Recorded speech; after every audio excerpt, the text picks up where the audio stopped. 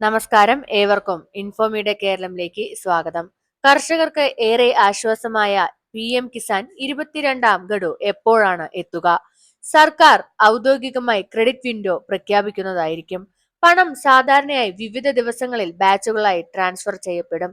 PM Kisan പോർട്ടലിൽ status സന്ദേശങ്ങൾ ശ്രദ്ധിക്കുക. FPO സൃഷ്ടിച്ച് പേയ്മെന്റ് SMS അലേർട്ടുകളും ഗുണഭോക്താവിന് ഉപകാരപ്പെടുന്നതായിരിക്കും. നിങ്ങളുടെ അക്കൗണ്ടിൽ KYC പൂർത്തിയായിട്ടുണ്ടോ? ആധാർ ബാങ്ക് സീഡിംഗ് കൃത്യമാണോ? എങ്കിലും വീണ്ടും പരിശോധിക്കുന്നത് നല്ല തന്നെയാണ്. മൊബൈൽ ആധാർ ലിങ്ക് ചെയ്തവർ OTP അടിസ്ഥാനമാക്കിയ KYC ഉപയോഗിക്കുക. മൊബൈൽ ഇല്ലാത്തവർ ബയോമെട്രിക് KYC പൂർത്തിയാക്കാൻ CSC സന്ദർശിക്കുക.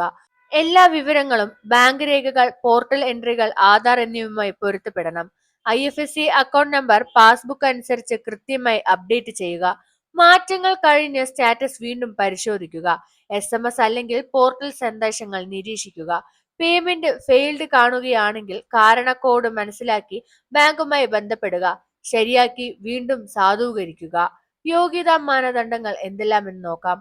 ഭൂവുടമസ്ഥ കർഷക കുടുംബങ്ങളിൽ മാത്രം ആണ് ആനുകൂല്യം ലഭിക്കുന്നത്.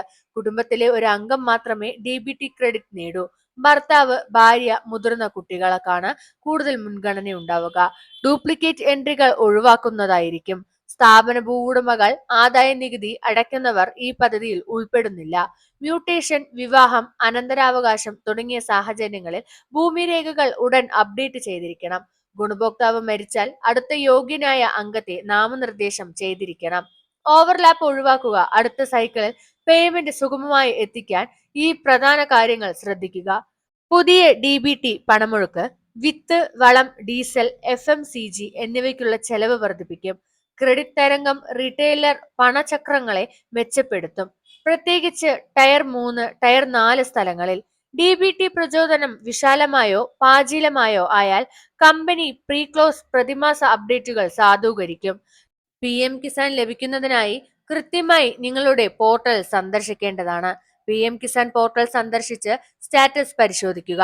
നിങ്ങളുടെ KYC, ആധാർ ബാങ്ക് ലിങ്കിങ് ശരിയാണെന്ന് ഉറപ്പുവരുത്തുക.